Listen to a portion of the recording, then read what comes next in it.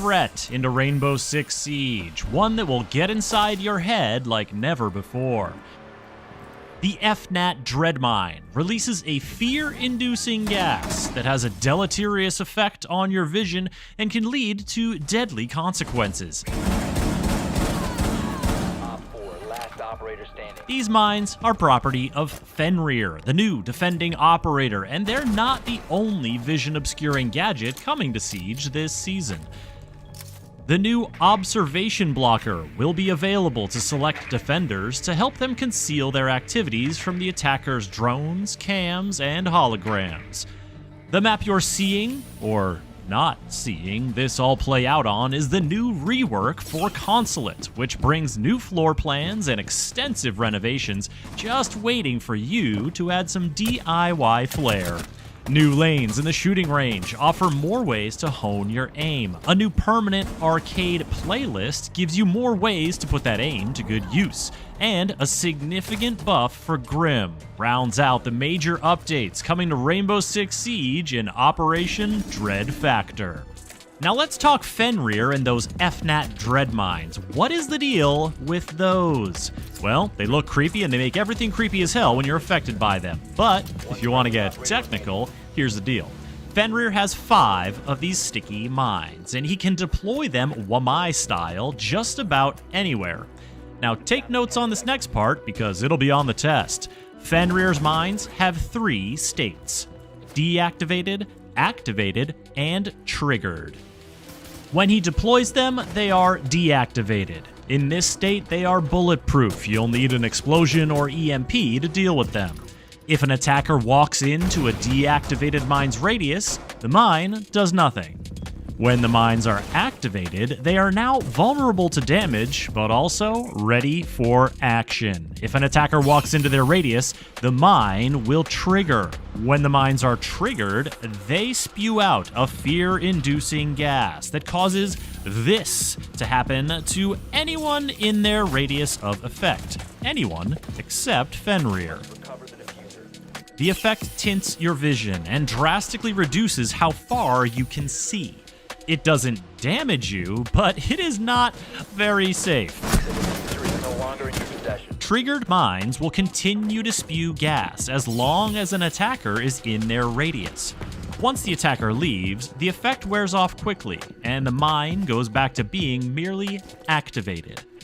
So how does a mine get activated or deactivated? Great question. The test will cover this as well.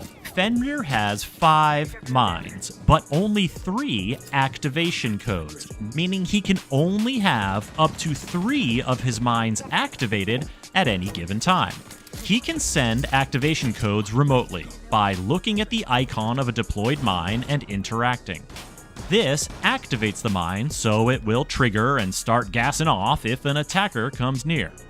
He can also retrieve activation codes remotely in the same way.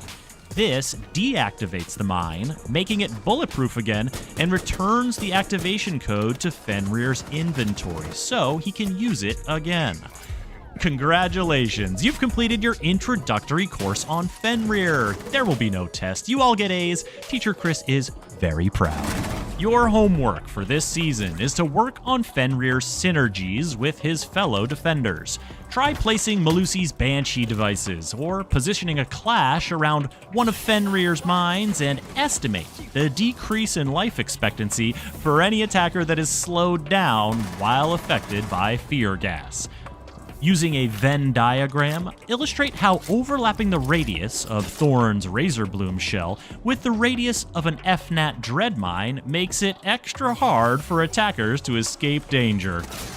Pair up with a Valkyrie and practice using her Black Eye camera intel to help Fenrir deploy his activation codes at just the right time. And finally, prove or disprove the theory that the only thing scarier than being trapped in a cloud of fear gas is being trapped in a cloud of fear gas with Caveira lurking nearby. Be sure to show your work. And for extra credit, hone some attacker strategies for countering a Fenrir mine, beyond simply blowing it up with explosives or just running into the cloud and huffing fear gas until you can spot the mine and shoot it. Work with IQ to locate the mines as you advance towards the site. Then have Thatcher, or an ally with an impact EMP, temporarily knock it out of commission. Brava's Kludge drone can switch the allegiance of activated and triggered mines and outright destroy deactivated mines.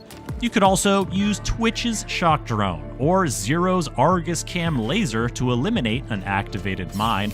And if you need someone to activate that mine to make it vulnerable, consider Finka, whose adrenal surge pushes back the vision blocking effect of the mines.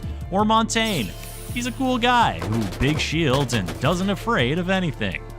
Fenrir will be available at the start of the season through the Premium Battle Pass and will be unlockable 2 weeks later with Renown or R6 credits. His loadout includes the MP7 SMG or the SASG-12 shotgun for hunting fear-affected foes, and the Baliff 410 revolver with a side of Bulletproof Camera or Barbed Wire. And remember, folks, the fear gas can't hurt you. The fear gas can't hurt you. The fear gas can't hurt you. Down to one friendly. Operation Dread Factor also marks the long-awaited arrival of construction crews to the Consulate map.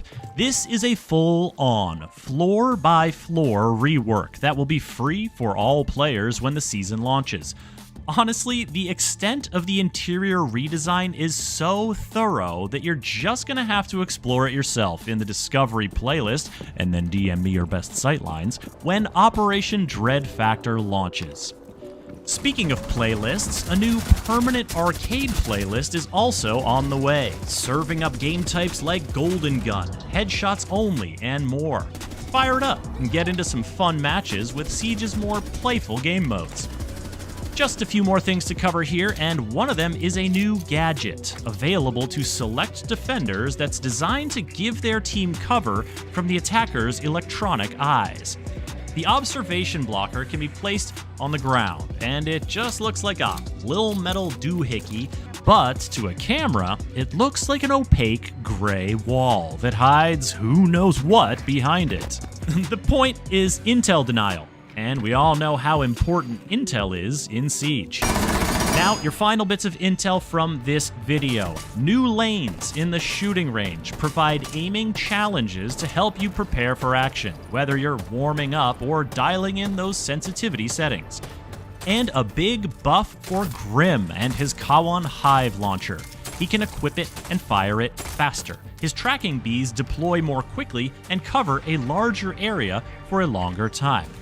Grim is also getting new options for his sidearm and generic gadget, the Baliff 410 revolver, and a hard breach charge, respectively. For more on all things Rainbow Six Siege, subscribe to this YouTube channel and visit us at news.ubisoft.com.